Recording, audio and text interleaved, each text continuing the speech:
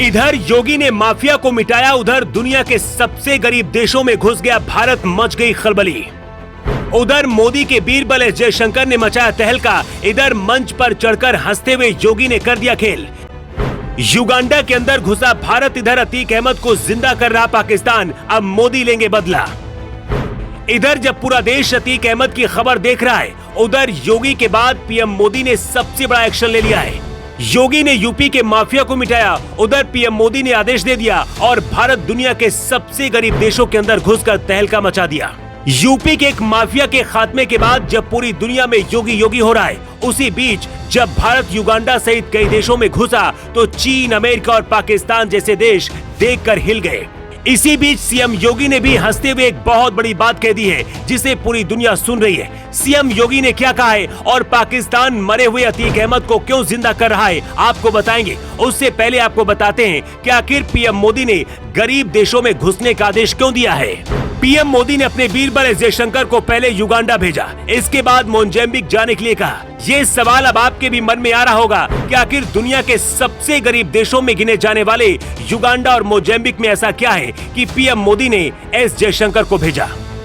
Africa के 54 देशों में से सिर्फ 29 देशों में ही भारत की दूतावास है। यहाँ के गरीब देशों में सबसे ज्यादा चीन की पकड़ है। आधे से ज्यादा देशों को चीन अपने कर्ज के जाल में फंसा चुका है। भारत को घेरने के लिए चीन अपने युद्धपोत भी तैयार कर रहा है। अब भारत ने अफ्रीकी देशों में घुसकर चीन को उठाकर बाहर फेंकना चाहता है।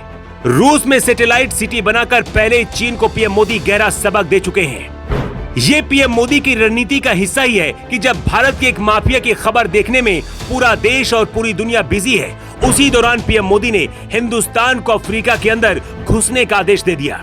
लेकिन इसी बीच अब पाकिस्तान अतीक अहमद को जिंदा करने में लगा हुआ है।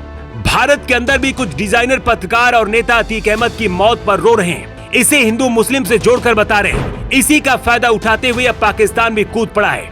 अतीक अहमद का कारोबार भी पाकिस्तान के साथ होता था, यही वजह है कि पाकिस्तान बहुत ज्यादा दुखी है। पाकिस्तान के अखबार अतीक अहमद पर ऐसे लेख लिख रहे हैं जैसे माफिया की मौत नहीं बल्कि वो शहीद हुआ है।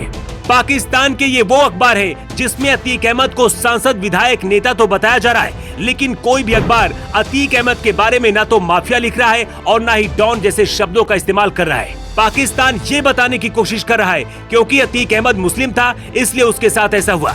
भारत के अंदर जो अतीक अहमद के चाहने वाले हैं उन्हें अब पाकिस्तान का साथ मिल रहा है। अतीक अहमद को दफन भी कर दिया गया है, लेकिन पाकिस्तान इस मुद्दे को जिंदा रखना चाहता है ताकि हिंदुस्तान के अंदर वो धार्मिक भावनाओं को भड़का सके। लेकिन सच तो यही है कि पाकिस्तान भी योगी आदित्यनाथ से डरा हुआ है, क्योंकि पूरी दुनिया को अब लगने लगा है कि मोदी के बाद योगी ही भारत के प्रधानमंत्री बनेंगे और उसके बाद क्या होगा किसी को बताने की जरूरत नहीं है। माफिया और अपराधियों से मोहब्बत करने वालों को सीएम योगी ने भी हंसते हुए जवाब दिया है। लखनऊ के कार्यक्रम में शामिल होने पहुंचे सीएम योगी ने कहा है कि अब कोई भी माफिया यूपी में फोन करके किसी से वसूली नहीं कर सकता है।